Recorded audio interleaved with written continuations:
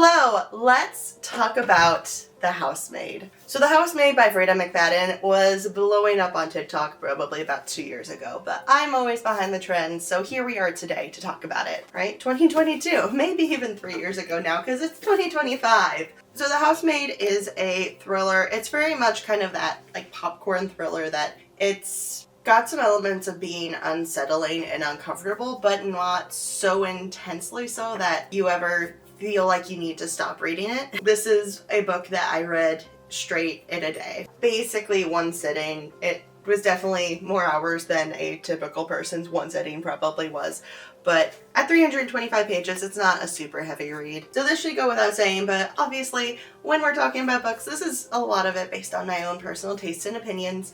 I am not typically huge on reading thrillers. I like the idea of thrillers, but sometimes they're not always my thing. This particular book, I would say, is the poster child for a generic thriller. There were some elements of it that were amazing. Some of the twists were chef's kiss fantastic. There were also a lot of elements of this book that felt very generic and edging into cliche, if not full-on cliche. A lot of the sort of generic elements I think really come from the way that this is written, just the style of the writing, and that's not to say that's a bad thing. There is something comfortable and cozy about having a generic form of writing, a generic style, a generic voice. And when I say creeping into cliche, I am talking about, we have a few lines that are in so many other books. Like, the one that always stands out to me is, I let out a breath that I didn't realize I was holding, which is in so many other books.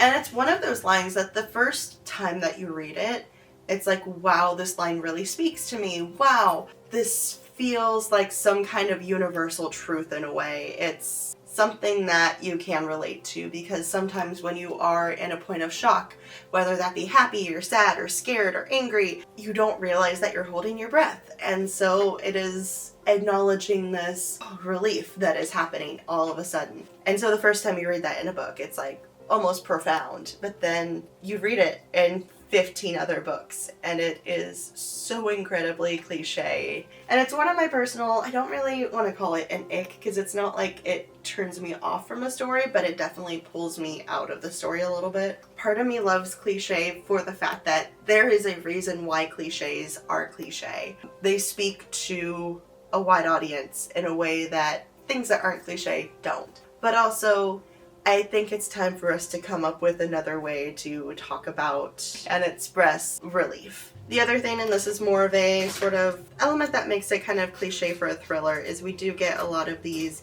cliffhanger chapters, which I get. I understand the purpose of it. It is really all about creating that intrigue and that interest to get you to move into the next chapter. And so every chapter ends on, I'll say, in one of three ways. One, there is a vague concept of a thing that needs to happen, like the idea of a thing that needs to happen that we are immediately in the next chapter going to do the exact opposite of. There is a specific action that has just happened that is very important to the progression of the story and the relationships between the characters. Or there is a character that is either questioning or observing the situation that they are in and realizing that it is far more sinister than they initially believe. All three of this work well to create this intrigue that pushes you into the next chapter to see what happens next.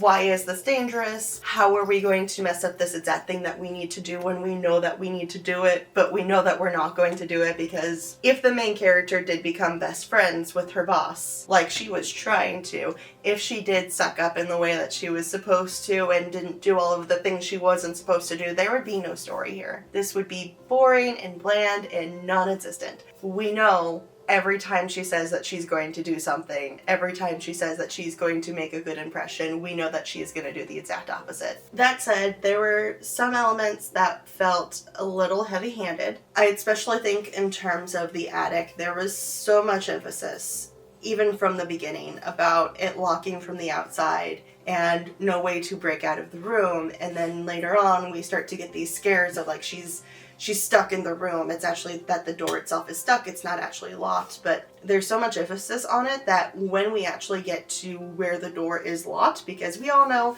even from looking at the cover, it's a keyhole. We know the door is going to get locked. It doesn't feel like as good of a payoff because it's more like okay, we're finally getting somewhere, as opposed to, oh my goodness, it's locked. So there were some elements of the foreshadowing that were maybe a little too heavy-handed.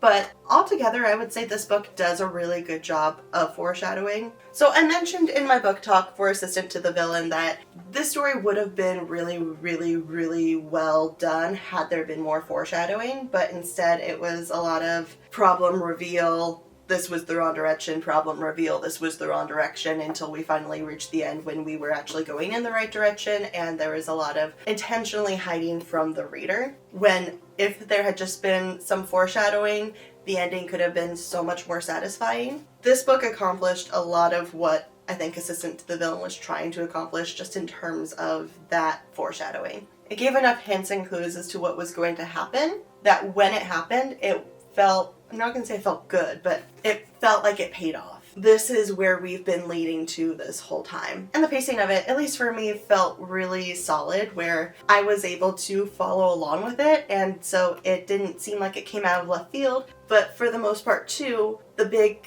especially the initial plot twist as we go from part 1 to part 2, the pacing of it felt really natural, and it wasn't too drawn out, but it wasn't too, oh my goodness, the butler did it. There were those little clues that by the time we got to the reveal of what was the actual situation, because of course with a thriller nothing is as it initially seems, I had figured it out just like maybe 10 pages before the initial reveal of it. And I think that is my personal idea. Like, I want to be figuring it out alongside the character or slightly ahead of the character, but I don't want to like go into it knowing at the very beginning this is what's going to happen. I'm just going to pull in all the books that I read recently. Light Lark was an example of a book that I knew what was going to happen from the first like 50 pages. I called out who the bad guy was going to be. There's definitely a good understanding of how to handle foreshadowing and how to handle leaving those little nuggets of clues throughout with a good enough pacing that I can follow along and I can figure it out for myself without having to be told, but also not figuring it out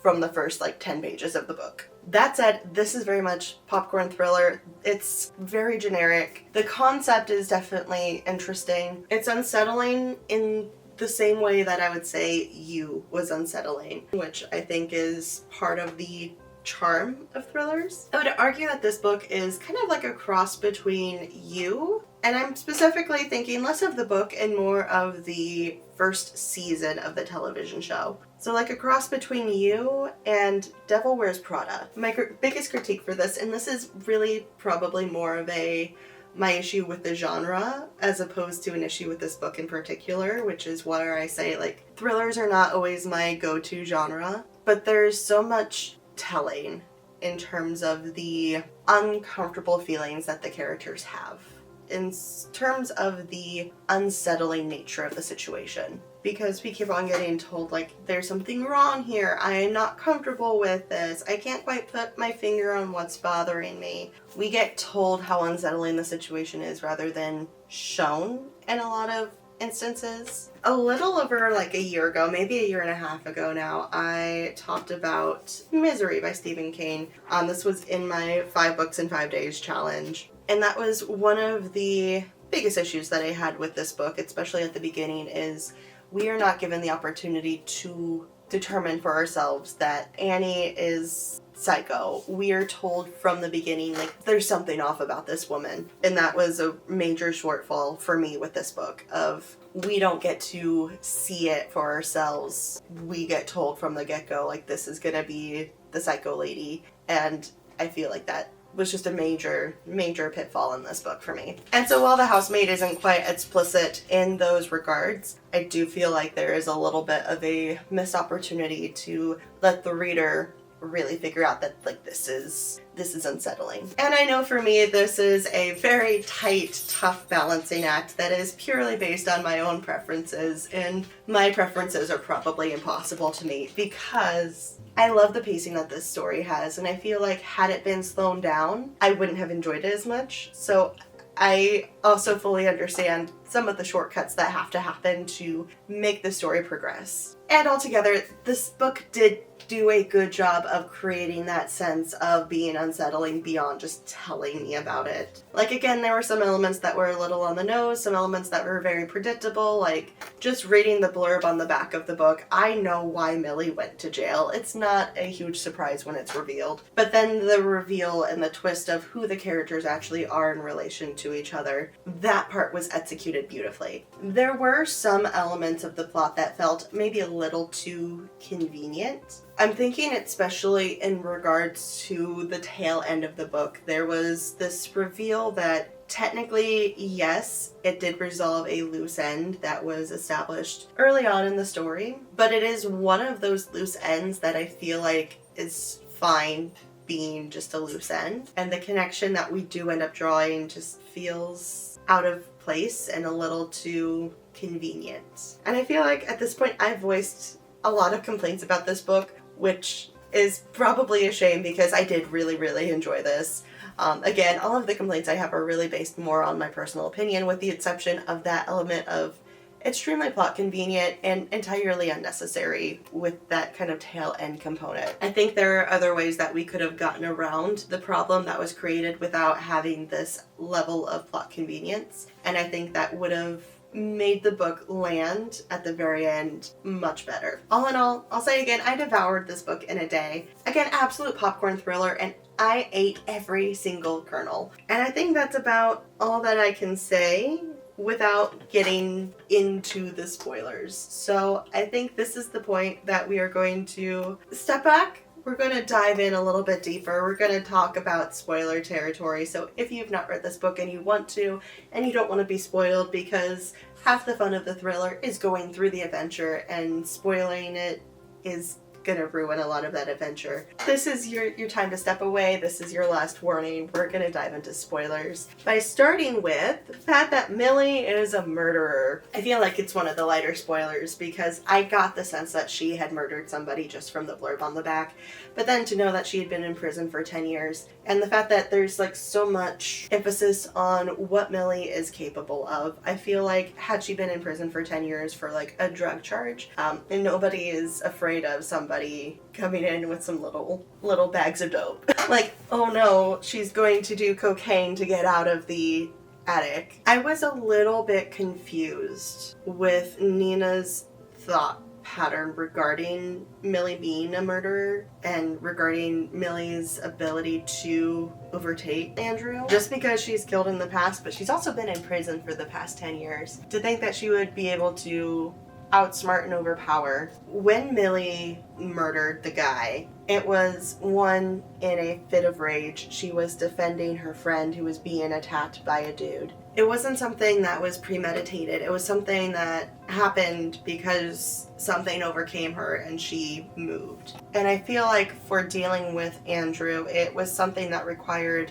at least a little bit of premeditation. Like, definitely there is a degree to which her just being full on sadistic is very helpful. But I feel like what happened that got her in prison and what happened here are two completely different scenarios that Nina should not have necessarily have counted on. It would have been something else entirely had Millie gone to prison for murdering a guy in a premeditated way. The ending of this book, when Andrew is in the attic, in the closet, locked room, it was giving like Saw vibes of live or die. Make your choice. If you want to live, then you're going to hold these heavy books on your groin and you're going to rip your teeth out. Definitely not the same kind of like fairness that we see in Saw. Definitely giving one of those disciples that goes rogue. So like, I get that Nina would go with somebody who has already proven herself to be a man-hater, to say the least, to be somebody who does not take any crap from any guy. I can appreciate on that level, but I do feel like Nina was overestimating what Millie was capable of in terms of the premeditative elements of it. Ultimately, obviously, Millie followed through, but it didn't quite line up right for me. I'll say too, the part that I was complaining about the most, I think, before we got into spoilers was the cop. So the cop ends up being the parent to the former fiance that Andrew had prior to marrying Nina. And we find out that this former fiance changed her name and like disappeared into the ether. I feel like, well, I can appreciate tying up loose ends and giving us sort of the status update for this former fiance that obviously there's been some questions about throughout the book. It's not like something that was just like dropped in at the beginning and then never touched again. It's touched on a couple times throughout the book that we've been trying to find this fiance to figure out what exactly, why did they leave, especially when we get Nina's perspective of the story from the beginning and how she ended up in the situation she was in. I feel like there would have been a much more clever way of sort of resolving the whole thing with the murder. Because Nina truly did not actually murder Andy. Technically, he died of dehydration. And I do think, and I will say I was shocked, but I did love the way that it tied together at the end. I feel like Andy's parents, particularly his mother, would have covered her tracks. Because she straight up comes up to Nina commenting on the fact that Andy didn't have his teeth. Because Andy's mom straight up walks up to Nina at the wake and is like, I know that Andy is missing some of his teeth, and I know that you had something to do with it. And then she launches into the story about how when you don't have good dental hygiene, teeth are a privilege, and if you don't take care of your teeth, then you lose the privilege to have teeth. And I'm just like, woman, you are a psycho. It's pretty well established, I think, through the narrative that Andy's mom is part of why Andy is the way that he is. And I think it's sort of hinted at that Andy's mom is aware of what is happening with Nina. Like, legitimately, not just the she is crazy and tried to murder her kid story, but the legitimate, like, she is being locked up and punished for little transgressions that aren't even really problems. I'm glad you stepped up and taught him a lesson. She is so completely okay with her son being deceased for not brushing his teeth, apparently. I feel like his mom would have helped cover Nina's tracks in this situation. I did really love the way that they built up to part 2. So we get this sort of progression of the main character thinking she'll be friends with Nina, and then Nina kind of being absolutely psycho crazy, and Millie being like not full on nosy prying, but definitely trying to figure out what exactly is going on, what the situation is with Nina, finding out that Nina was in a psychiatric hospital for a while. And it is at this point that I'm starting to question, like, what exactly was Andrew's motives? Because we do learn, I'll say pretty early on, but at least halfway through part 1, that he had just started being with her around the time we learned that she had already been a single mom when they met. And while it's not entirely impossible, of course, for a wealthy man to be interested in a single mom, there's already this sort of power dynamic that is making me itch, making me question exactly what the motivations were. And then to have her go to the psychiatric hospital not long after being married, it definitely tells me that there's something going on that has not yet been discovered. And it definitely has me questioning, like, what exactly is going on with Andy in particular. To have one fiance that left, and then to have his wife then immediately go into a psychiatric hospital as soon as they are engaged, or married, I guess technically it was after they were married. And it becomes pretty apparent that he is most interested in people who are vulnerable and people who are reliant on him. Because in both the case of Nina and in Millie, we don't really know a whole lot about the previous fiance. But in both cases, these are individuals who are already kind of struggling in their own right, and he becomes the savior who then becomes this corrupt monster. And I'll add too that I was definitely questioning Andy's motivations when they went to go see the play. So at the time that they go to see the play, it's pretty well painted that Nina is actually the evil monster, crazy psycho lady. Millie feels for her because she knows that Nina has mental health issues, obviously not realizing exactly what is happening and what has caused those issues. They are not what she believes them to be, at the very least. And Andy is just so open about breaking down any sense of boundary between him and Millie. From the beginning, he is looking at her in a sexual way, and he is making advances toward her. At no point during that trip to go see the show on Broadway was anything appropriate. I'm personally not a huge fan of the plot device of an affair. I understand that was all part of Nina's plan in the end, but also I knew at that point that Andy was very much the bad guy. As far as he was concerned, he and his wife had just found out that they couldn't have a child. And the fact that Millie was just like, I could be the one that would give him a child. Nina doesn't appreciate what she has. Like, sis, you are so very much not a girl's girl at this moment. And I think that gets to the core of like my primary complaint about this book. All in all, I know I keep on like coming up with complaints about it. I enjoyed it so much, but the more I think about it, the more it really does come down to this book is based purely on plot and not on character, and for that it does fall flat in a lot of areas. And I say that because there's not a whole lot of consistency with these characters. Don't get me wrong, I love morally gray characters, and I love messy characters, and characters who firmly believe one thing and then end up doing another thing due to circumstances. But I feel like it's pretty well established, especially when we dive into why Millie went to prison and why Millie is so afraid of going back to prison. She's a girl's girl. She is very much going to attack any man who crosses any other female. And so the fact that she is so okay with being involved in this affair feels off. Certainly, from Andy's perspective, you can argue that grief does strange things to people, and he does establish that he and Nina haven't had sex since they found out. Mind you, the timeline of this, it's been like a week. It's not that long, my dude. And I do understand from Millie's perspective that she had just been in prison for 10 years, and she is a little bit desperate to get some. So from that level, I understand there is definitely the motivation there. It's definitely an interesting crossroads for me in between what the characters want to be, what the characters actually are, and what they actually do. Because I can understand from some elements of Millie's character why she would allow this to happen, even though she knows it's the wrong thing, even though she knows she shouldn't. So I guess it's not really as much a critique of the book as it is a critique of the character. I don't know. So when I took a script writing class, it was for TV writing, we talked a lot about character. And to have a good character, you need to really nail down 3 things. What does the character want? What does the character need? And what is standing in their way? And with that, there's also the element of what is their conscious in the moment motivation?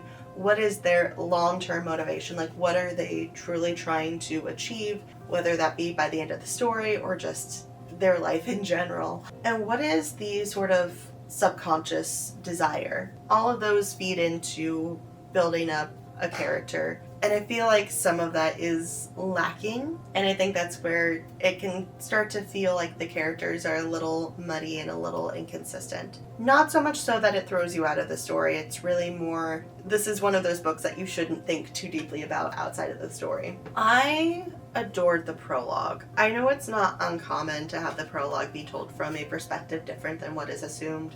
Definitely at the very beginning of the book, we assume that it's Millie's perspective, because then when we launch into the first chapter, literally the entirety of part 1 is all Millie's perspective.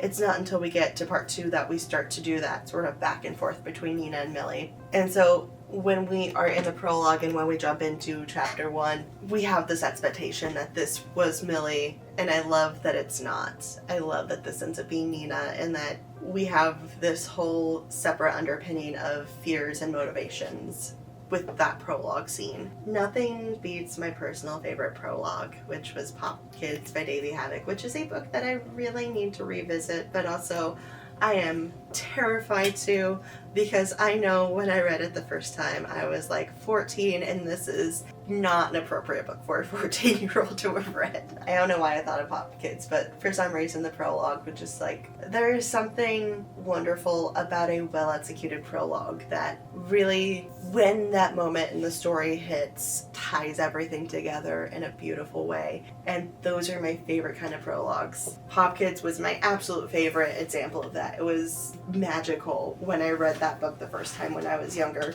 And The Housemaid is an example of one that accomplishes it well enough. Like, I'm not a huge fan of prologues that are just sort of backtracking, giving backstory. I'm not a huge fan of the prologues that are just sort of like throwing in a scene just to like show you that some sort of action is going to happen in the future. I want one that when we reach the point in the story that the prologue is from, it is a complete twist of the story. I feel like The Housemaid was a good example of a prologue that I enjoyed. The very, very ending, I absolutely loved the ending.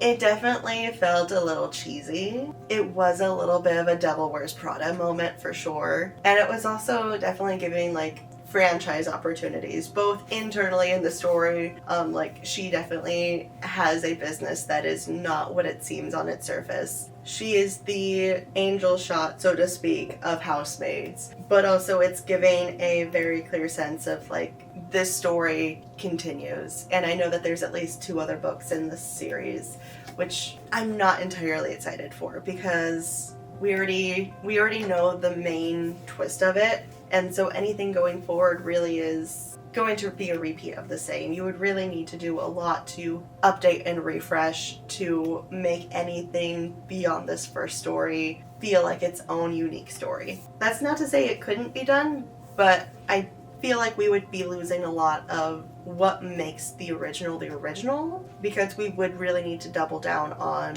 voice and on making clear Millie's position. I think You is a great example of a way to approach it where it is from the villain's perspective. In this case, Millie would be obviously a little bit less aggressive, to put it nicely. And like, she of course always has her own things that she's paranoid about, like going back to prison, like violating the terms of her parole, which she very clearly has done multiple times over, but it's been fine. I do really question Enzo as a character. I think he was important for Nina's side of the story, for her to have somebody, anybody that she could go to. Part of me feels like he was a little bit of a waste of space. Certainly he did help to boost the intrigue and sort of reinforce Nina's position in the story because of the confusion and the miscommunication as he is telling Millie that she's in danger. Part of me is like, why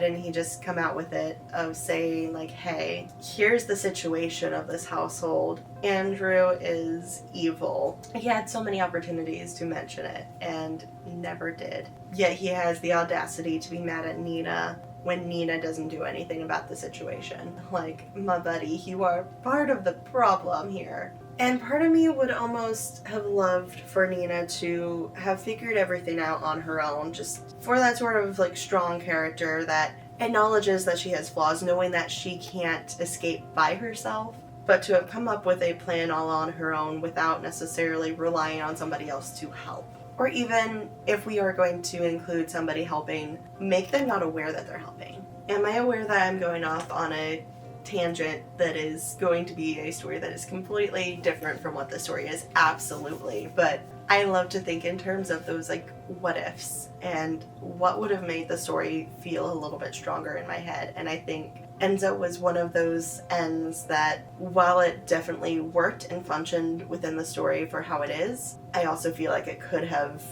gone a different direction and been far more clever. All in all, I understand the hype. It was a really good book. It was really fun and easy to read.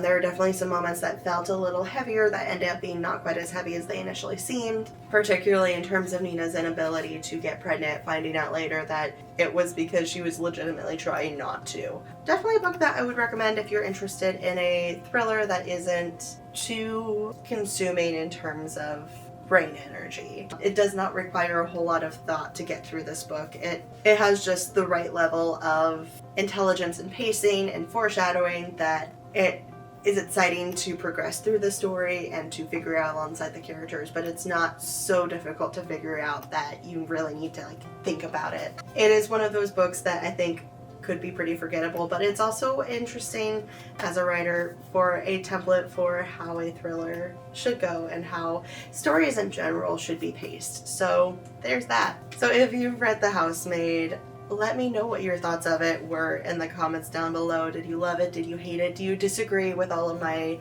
comments and critiques of the story? What do you think would have made it better or worse? I don't know why we would think about worse. Let me know what you think could have happened to make it better, or if there was nothing wrong with it. Was this perfect to you? Let me know. I want to hear your thoughts. Let's have a discussion. I can't talk. Let's continue the discussion in the comments down below. And while you're down there, be sure to like this video and also subscribe to my channel because I post new videos occasionally. And yeah, I will see you next time. Bye-bye. I can't reach you. Turn you on. Oh, we're gonna put this back on the shelf here. The beautiful bookshelves. Okay, we're gonna go.